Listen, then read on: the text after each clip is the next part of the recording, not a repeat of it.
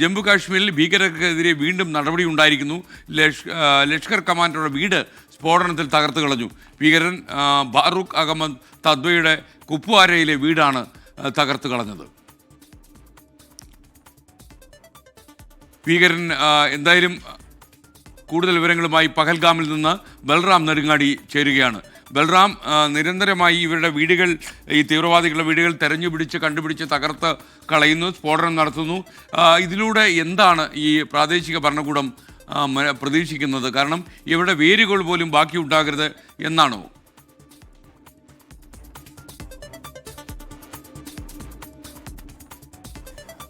FKN, ഈ പഹൽഗാം ഭീകരാക്രമണത്തിൽ പ്രാദേശിക ഭീകരർക്ക് വലിയ പങ്കുണ്ട്, അവരുടെ സഹായം ലഭിച്ചിട്ടുണ്ട് എന്ന് അന്വേഷണ ഏജൻസികൾക്ക് വിവരം ലഭിച്ചിരിക്കുന്നു, അതിന്റെ തെളിവുകൾ ലഭിച്ചിരിക്കുന്നു.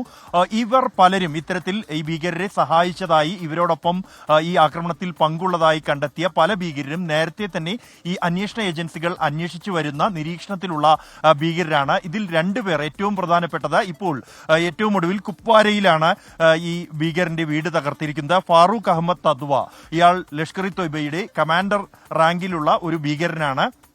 സമാനമായി ഇന്ന് അസൻ ഉൽ ഹക്ക് എന്ന മറ്റൊരു ഭീകരന്റെ വീടും തകർത്തിട്ടുണ്ട്. ഉഗ്രസ്ഫോടനത്തിലാണ് ഈ വീടുകൾ തകർത്തിരിക്കുന്നത്.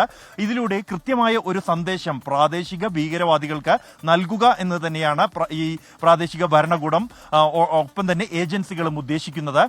ഇത്തരം ഭീകരർ ഇവർ പാകിസ്ഥാനിലേക്ക് പോകുന്നു, വീടുമായി പിന്നീട് ബന്ധമില്ല എന്നാണ് പുറത്തു പറയുന്നത്. പിന്നീട് ഇവർ പരിശീലനം സിദ്ധിച്ച് ഇന്ത്യയിൽ മടങ്ങിയെത്തുകയും പാകിസ്ഥാനിൽ നിന്നും നുഴഞ്ഞു കയറിയെത്തുന്ന ഭീകരർക്ക് ഇവിടെ എല്ലാ സഹായങ്ങളും നൽകുകയും അവർക്ക് വഴികാട്ടികളായും തണലൊരുക്കൊണ്ടും പ്രവർത്തിക്കുകയും ചെയ്തതായി കണ്ടെത്തിയിട്ടുണ്ട്.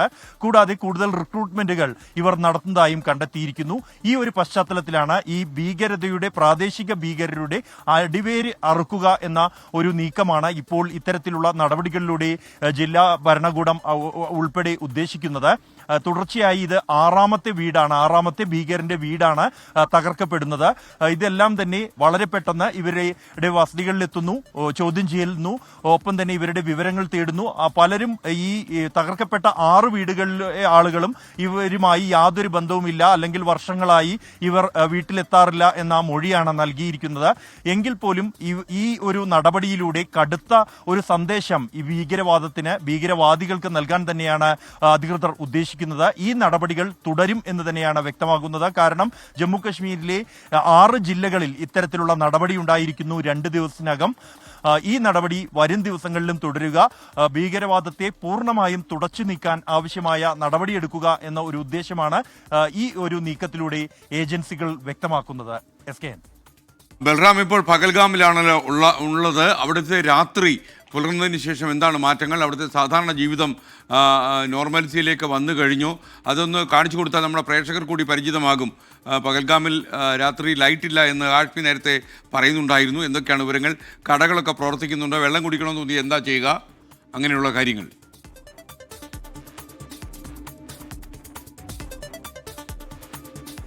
SKN, ഞാനിപ്പോൾ ഉള്ളത് പഹൽഗാമിലെ ഏറ്റവും അടുത്ത, അല്ലെങ്കിൽ ഈ ബൈസരനിലേക്ക് പോകുമ്പോൾ ഏറ്റവും അടുത്തുള്ള വാഹനം എത്തുന്ന സ്ഥലത്താണ്. ഈ പഹൽഗാം ടൗണിലാണ്. ജോഗേഷ്, ആ ദൃശ്യങ്ങൾ നമുക്ക് കാണിക്കും.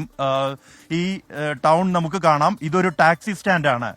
പൂർണ്ണമായും കൂരിരുട്ടിലാണ് ഈ പ്രദേശം മുഴുവൻ. നമുക്ക് ഈ ദൃശ്യങ്ങളിൽ കാണാം. ചില ഹോട്ടലുകളിൽ അങ്ങിങ്ങ് വെളിച്ചം കാണുന്നത് ഒഴിച്ചാൽ മറ്റ് എല്ലായിടവും ഇരുട്ടായിരിക്കുന്നു. കടകൾ പൂർണ്ണമായും അടച്ചിരിക്കുന്നു. SKN, സാധാരണ നിലയിൽ ഒരു ഏപ്രിൽ മാസത്തിൽ ഇവിടെ മുഴുവൻ ആളുകൾ, ആയിരക്കണക്കിന് പേർ, ഒരു ദിവസം 10,000-ഓളം പേർ എത്തുന്ന ഒരു ടൂറിസ്റ്റ് കേന്ദ്രമാണ്. ഇവിടെ പൂർണ്ണമായും അടഞ്ഞു കിടക്കുകയാണ്. ഇവിടെ ഉണ്ടായിരുന്ന വാഹനങ്ങൾ മുഴുവനായും ഇവിടെ നിന്ന് മാറിയിരിക്കുന്നു. കൂരിരുട്ട് മാത്രമാണ് ഉള്ളത്. സാധാരണ നിലയിൽ കടകൾ, ഭൂരിഭാഗം കടകളും തുറന്നിട്ട് പോലുമില്ല. തുറന്നവയിൽ ആളുകൾ എത്തുന്നില്ല. അതിനാൽ തന്നെ 8 മണിയോടുകൂടി തന്നെ ഭൂരിഭാഗം കടകളും അടച്ചിരിക്കുന്നു പൂർണ്ണമായും. 1-2 ഹോട്ടലുകളിൽ മാത്രം വെളിച്ചമുണ്ട്. അവയിൽ മാത്രമാണ് താമസക്കാർ. അതാകട്ടെ മാധ്യമപ്രവർത്തകർ മാത്രമാണ് ഇപ്പോൾ പുറമേ നിന്നുള്ളത് എന്നാണ് ഈ ഹോട്ടലുകാർ ഉൾപ്പെടെ പറയുന്നത്. സാധാരണ നിലയിലേക്ക് എത്രയും വേഗം ഇവിടം വരണം എന്നിവർ ആഗ്രഹിക്കുന്നുണ്ട്.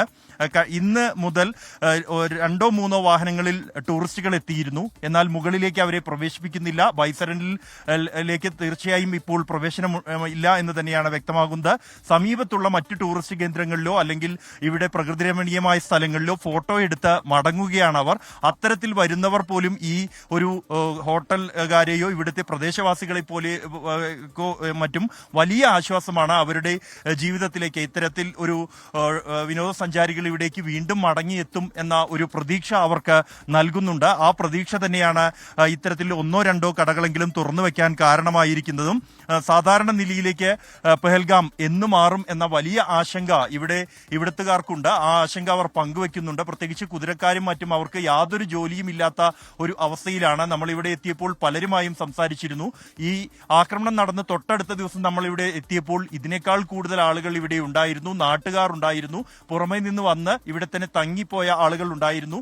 എന്നാൽ ഇപ്പോൾ പൂർണ്ണമായും ഈ സമയമായപ്പോഴേക്കും പൂർണ്ണമായും വിജനമാണ് ഈ പെഹൽഗാം നഗരപ്രദേശം. SKN, ഇവിടെ ഈ സുരക്ഷാ ഏജൻസികൾ ഇപ്പോൾ ഉണ്ടോ ബൽറാം? അതായത് പട്ടാളക്കാരും അങ്ങനെയുള്ള കാര്യം. പകൽഗാമിൽ അന്ന് ഇന്റലിജൻസ് വീഴ്ച ഉണ്ടായി, സൈനികരൊന്നും സഹായത്തിന് ഉണ്ടായിരുന്നില്ല എന്നൊക്കെ അവിടെ നിന്ന് രക്ഷപ്പെട്ട ആളുകൾ പറയുന്നു. 26 പേരുടെ കുരുതിക്ക് സാക്ഷിയായ ഈ സ്ഥലം, ഒരുപക്ഷെ നിരപരാധികളെ കൊന്നൊടുക്കിയ സ്ഥലം എന്ന് വേണമെങ്കിൽ പറയാം. ആ സ്ഥലത്തിൽ ഇപ്പോൾ രക്ഷ എങ്ങനെയാണ്? അത് കൂടുതൽ കർക്കശമാക്കിയിട്ടുണ്ടോ? അതുപോലെ മാധ്യമപ്രവർത്തകർക്ക് അവിടെ നിൽക്കാൻ മിലിറ്ററി അനുവദിക്കുന്നുണ്ടോ? അങ്ങനെയൊക്കെയുള്ള വിവരങ്ങൾ എങ്ങനെയാണ്?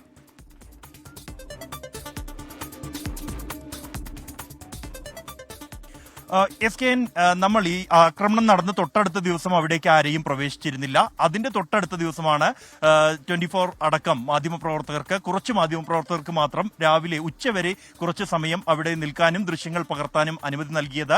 പിന്നീട് അവിടേക്ക് ആരെയും പ്രവേശനം അനുവദിച്ചിട്ടില്ല. ഇപ്പോഴും അത് ആ നിലയിൽ തന്നെ തുടരുകയാണ്.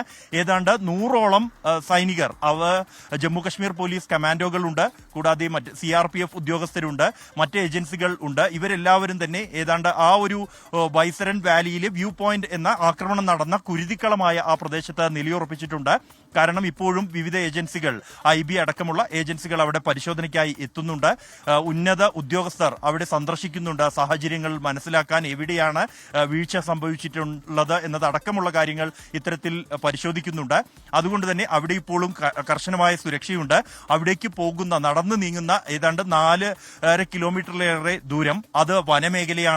പൂർണ്ണമായും 3 ഭാഗത്താൽ വനങ്ങളാൽ ചുറ്റപ്പെട്ട ഒരു മേഖലയാണ്. അവിടെയും കർശനമായ പരിശോധന, തെരച്ചിലടക്കമുള്ള നടപടികൾ തുടരുന്നു. ഈ മേഖലയിൽ എല്ലാം തന്നെ സൈന്യം ഉണ്ട്, സുരക്ഷാ ഉദ്യോഗസ്ഥരുണ്ട്. ഈ കശ്മീർ മേഖലയിൽ ഏതാണ്ട് 8000 ചതുരശ്ര കിലോമീറ്ററാണ് വനമേഖലയുള്ളത്. ഈ വനമേഖല പൂർണ്ണമായും അരിച്ചുപെറുക്കുകയാണ് ഭീകരർക്ക് വേണ്ടി. ആ ഒരു സൈനിക വിന്യാസം അല്ലെങ്കിൽ സുരക്ഷാ ഉദ്യോഗസ്ഥരുടെ വിന്യാസം നമുക്ക് ഇവിടെയും ഈ പെഹൽഗാമിലേക്ക് എത്തുന്ന വഴിയിലെല്ലാം തന്നെ കാണാൻ കഴിയും. SKN.